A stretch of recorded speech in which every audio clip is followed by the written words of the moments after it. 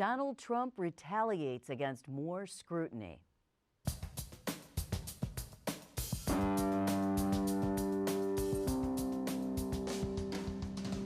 From the Battelle Studio at WOSU at Cosi, this is Columbus on the Record. Joining guest host Ann Fisher this week, Laura Bischoff, State House reporter for the Dayton Daily News.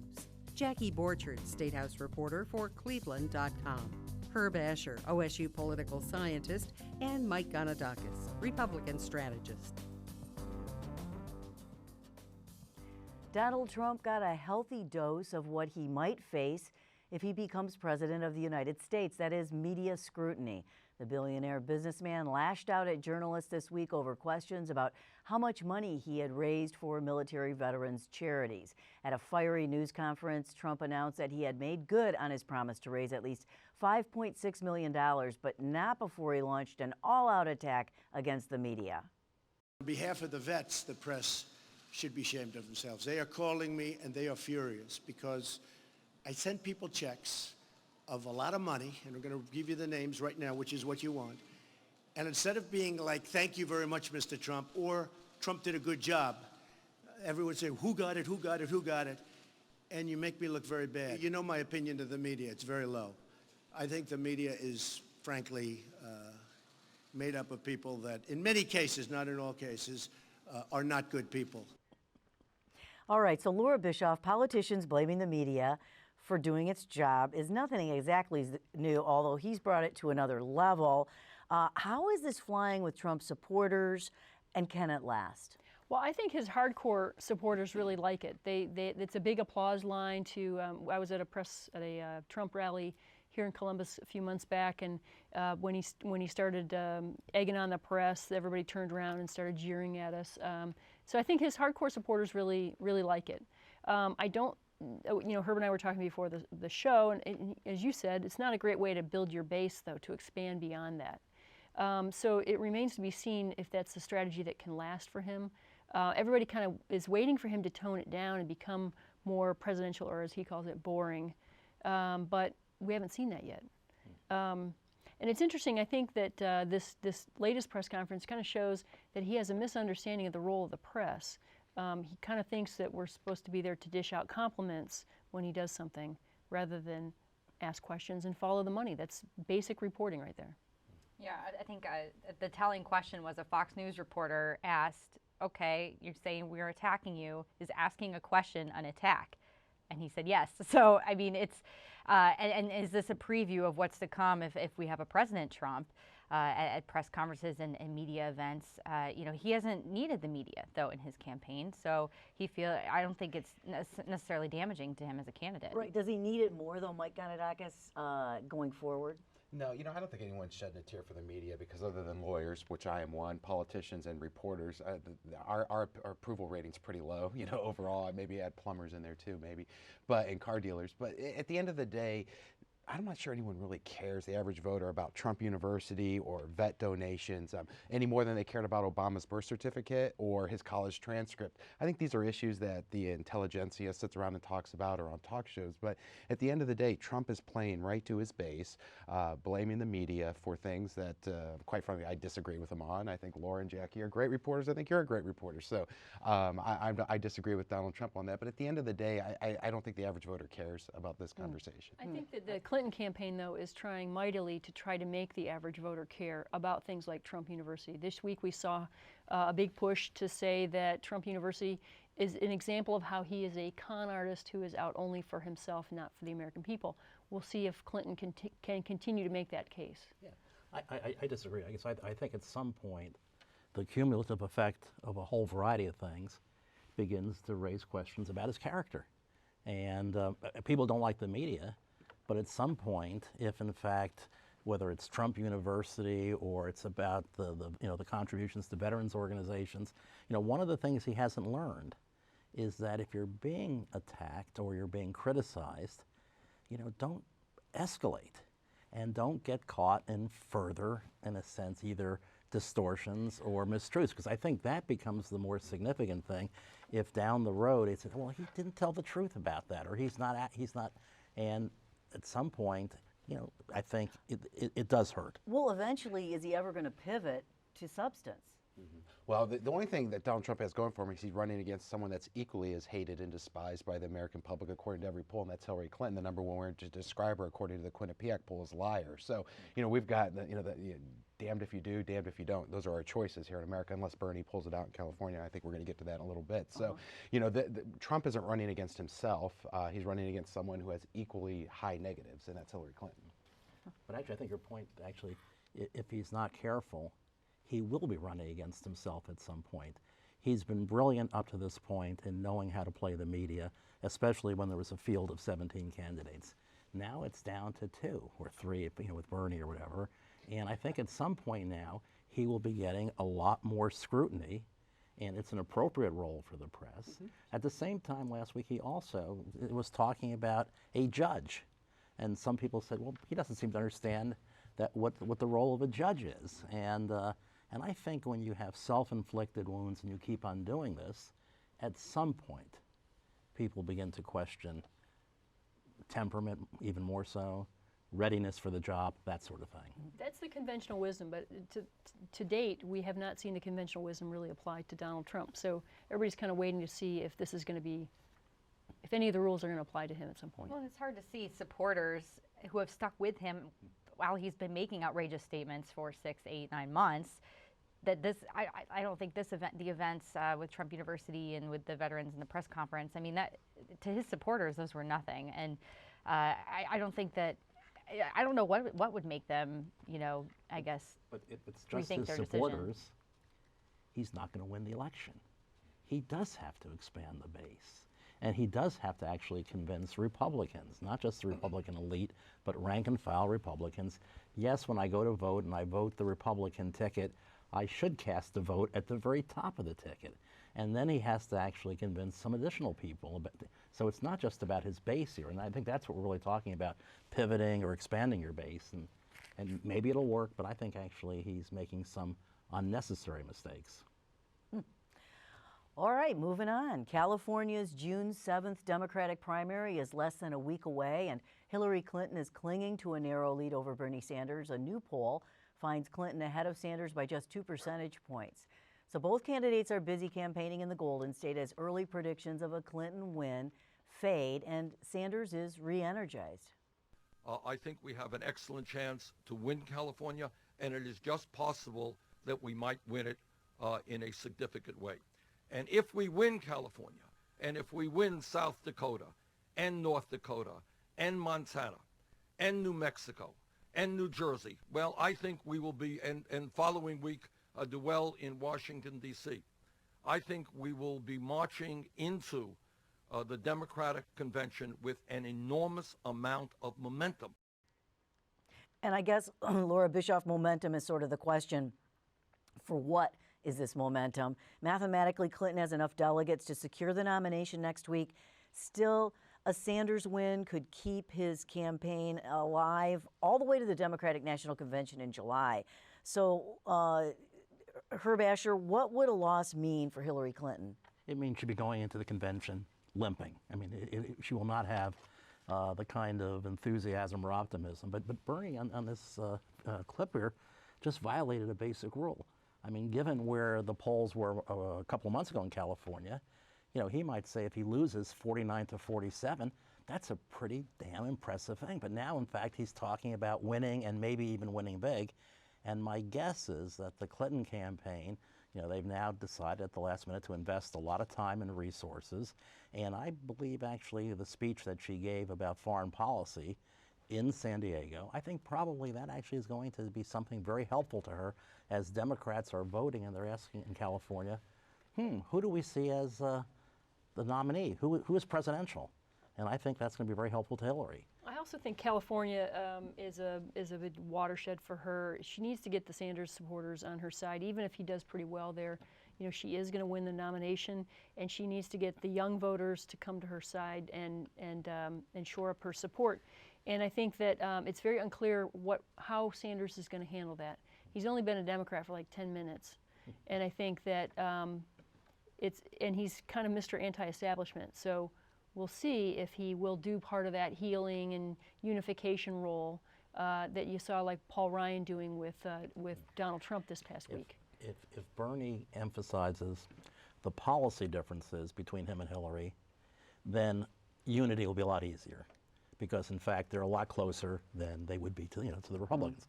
But if he keeps on talking about how the process is rigged, and if he goes on with that for through the primary in California and beyond that, then it makes it very, very difficult to unify, because a lot of the younger supporters will say, oh my goodness, it was rigged and Bernie was cheated. And so let's watch and see if he emphasizes the policy differences versus rigging. Well, there's going to be no unification, because these superdelegates are all they're in the bag for Hillary, and the young voters and independents that support Bernie already see that as the rigging of the election cycle. So those superdelegates can change their mind, mind you, and he's already on record saying she's not qualified to be president. So you can't walk that back. I mean, he said it not once, but 5 or 6 times that she's not qualified. So I don't know how, everyone said the Republican convention was going to be crazy. Ours is going to be boring compared to what the Democrats do in Philadelphia. No, it won't be boring. We shall think it'll see. be boring. We I shall don't think it's see. going to be Ours will be boring. boring. Donald Trump will make sure of that. Let's look at some numbers here. Clinton has led in California by double digits for months. In January, she had an 11-point lead. Then in April, it shrunk to 6 points. Now Clinton is up by just a 2-point margin.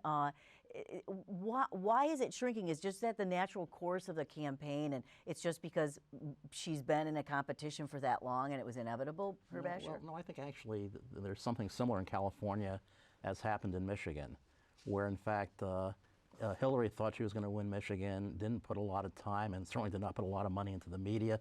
Same thing in California, but now she realizes that California is actually very, very significant. She doesn't have to win California to win the nomination, but she does have to win California to really go into the convention with the momentum. So I think what's happened here now is Hillary, and Bernie, as much as we talk about him being an outsider, he's been very, very effective in raising money. He's not been an underfunded outsider. Absolutely. He's been spending lots of money. And so I think now Clinton is responding, and she's spending the last 5 days of the campaign in California along with Bernie, and is actually doing the TV ads and all of that. Money that she said she wanted to save for the general election. And so I think it narrowed in part because they were a little too not optimistic about California. It's a very diverse state. Hillary's running very strong among minorities, people of color, and all of that.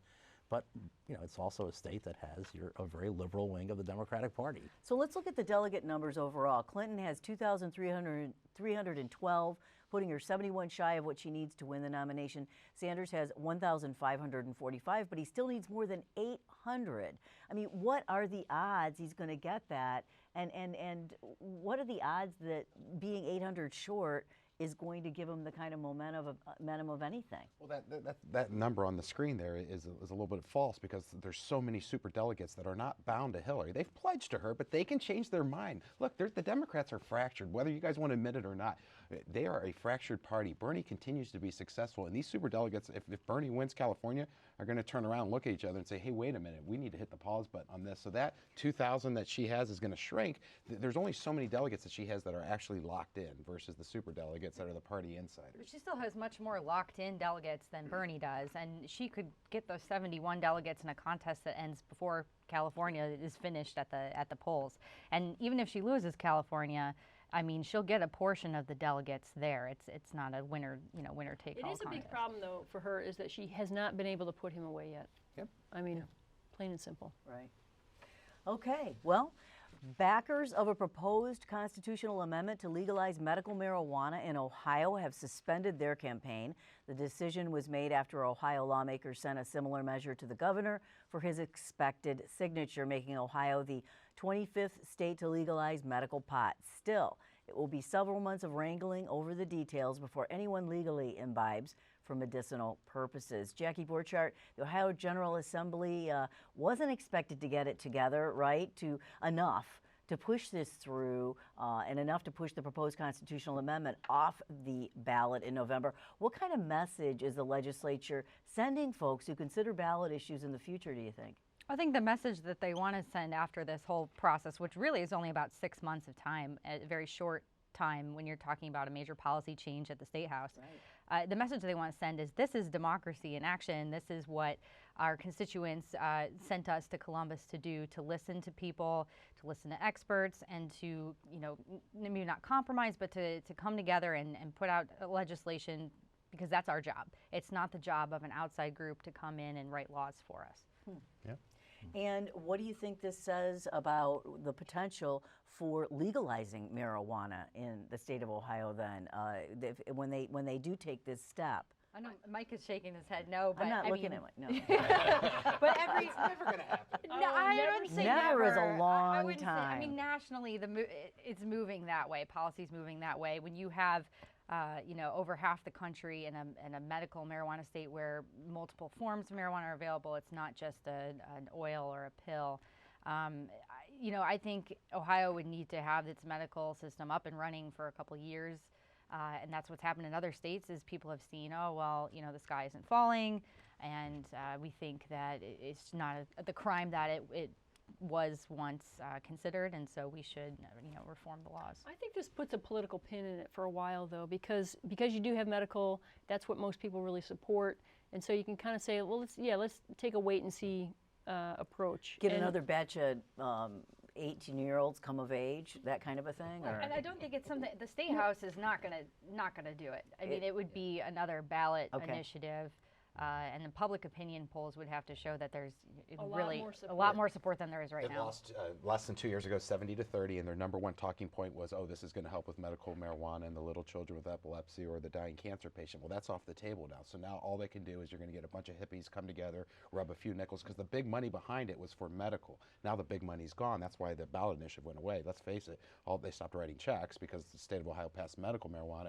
So they would have to go to the voters and say, hey, let's smoke it. Let's be able to smoke it. And I'm telling you, it's not going to pass. Go visit Western Ohio up and down 75 from Cincinnati to Toledo. That is the most conservative part of the country, in my opinion, let alone the state, and they will all vote no to for use of Except There's marijuana. not that many people that live in Mercer and Dark counties. Oh, There's yes. more cows there. You need, well, then we'll keep winning 70-30 at the ballot box then.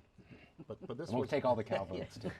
this was a real medical marijuana proposal, unlike what California did, which presumably was medical marijuana, but it was so poorly drafted that anybody can go to a doctor and get a prescription for $25 and then take that prescription and take it to the greengrocer. This is a much more responsible proposal. I think you give the legislative leadership credit, I think you do give them credit for actually saying, okay, if we don't do something, we're going to have another ballot issue. And so they did something, and I think, and I agree with Laura, that at least in the short term, it's resolved the issue. Now, there may be people who will say it doesn't go far enough, but they're going to have a heavy, heavy burden of proof. Well, they did get something done, and that had to be a new feeling for them. They haven't done a lot, and I'm wondering if it will empower them in the future to work more on these important policy issues. The legislature. I thought you were talking about the marijuana people. I was going No. to say they're still arguing over whether or not they should. I don't think they're ever gonna get on the same page. There's a lot of arguing within the marijuana community. I was really kind of surprised by that. But the legislative leaders that I talked to, Senator Burke and Representative Kirk Schering, both, that was their reflection was, hey, if we could do that with this, what other big kind of issues can we tackle as a group, bipartisan, bicameral, where we can, really listen to what Ohioans want.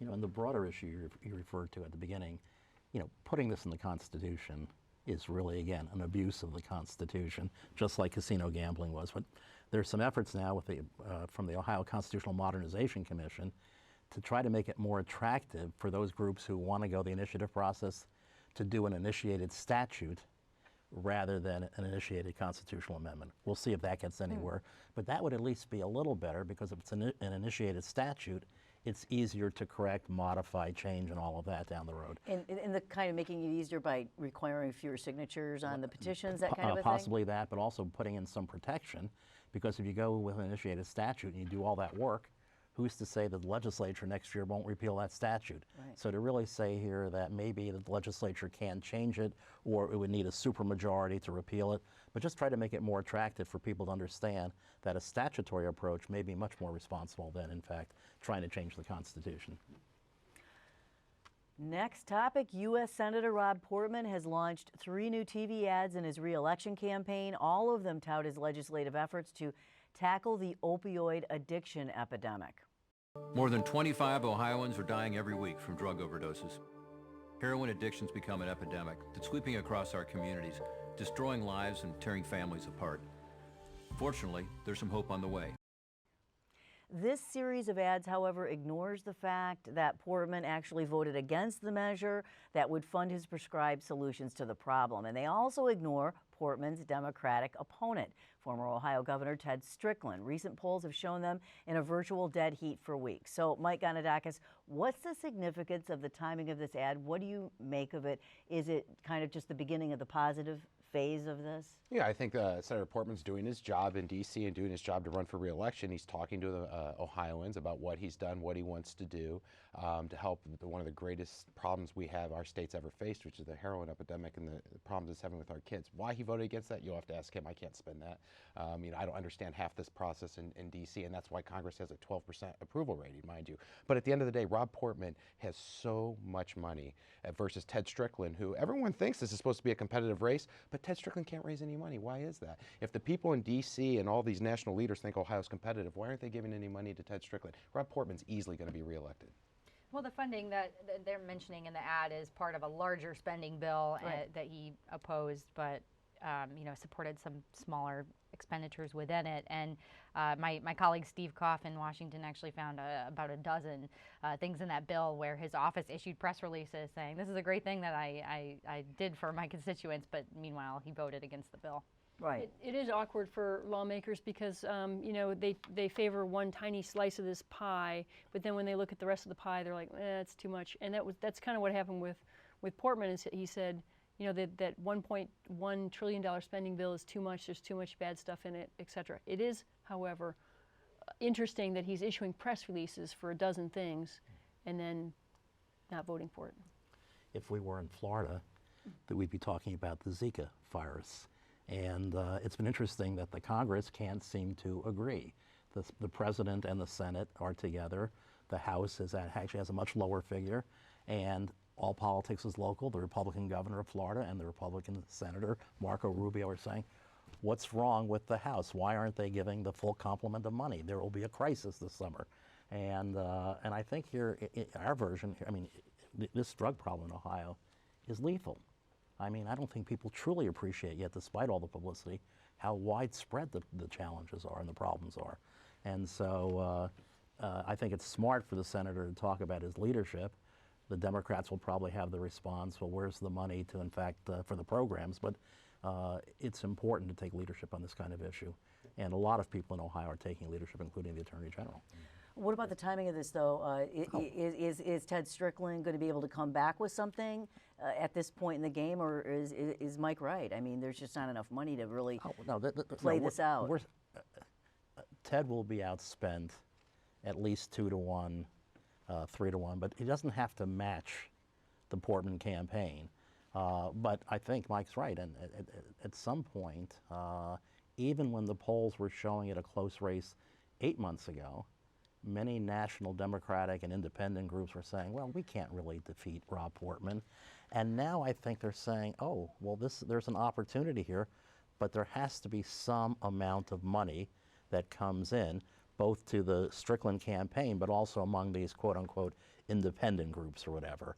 And I don't think you've seen a lot of that yet. We've seen some ads on behalf of Portman and some against, on behalf of Strickland and some against Portman, but the volume it's really so asymmetric. I think that Strickland is probably going to try and keep his resources for the fall. I agree with Mike. He's I don't know how much Portman has, but I thought it was like a 7-to-1 factor. And I think that Strickland needs to kind of husband his resources for now. Husband and work on growing some more somewhere. Right. Yeah. Right. Okay, well, it's time for our final off-the-record parting shots. Mike Gonidakis, you're first. City of Columbus officially has a ballot initiative for a ward initiative, and I used to be supportive of it. I no longer am. After you actually read what it says, I think it will dilute the black vote. I think it's, as written, it would create up to 25 city councilmen. 7 is plenty right now. We need to fix City Hall, but this ward proposal is not the right way to do it. Okay. Jackie Borchardt. Well, Ohioans might be able to vote on a ballot measure this fall. The Ohio Drug Price Relief Act finally heard from the Supreme Court that they are able to go forward and collect signatures to put their measure on the ballot. It would be an initiated statute that lawmakers passed on earlier this year. Laura Bischoff. Well, I haven't seen the governor in public lately, but I saw him on Twitter, and he's growing some sort of a beard or a goatee, and I understand it's for the playoffs. And my prediction is that even after the NBA playoffs are concluded, I think the governor will keep the facial hair and keep it going through the convention. Herb Asher. Darn you, Mike. I think one of the major problems that city initiative has is the method by which they're going to draw the ward boundaries, and that'll become a major issue, and it'll get us into the whole question of the politics of redistricting, and that might be enough to shoot this proposal down. Gerrymandering rears its ugly head again. Okay. A state lawmaker has initiated a so-called discharge petition to make sure that the proposed Ohio Pastor Protection Act gets a vote on the floor during the lame duck session. The measure specifies that no minister or religious society is required to perform a marriage that does not conform to sincerely held religious beliefs, and it grants civil immunity for such a refusal. The representative said that he's not getting clear signals about why the bill hasn't gotten a vote yet. I predict that House Speaker Cliff Rosenberger will reiterate that he questions the need for the bill, and that if that doesn't convince anyone, GOP leadership will find another way to squash the discharge petition. That's Columbus on the Record this week. Please check us out online. We're on Facebook and Twitter, and you can connect to all of that on our website, wosu.org/Coters, C-O-T-R. I'm Ann Fisher. Have a good week.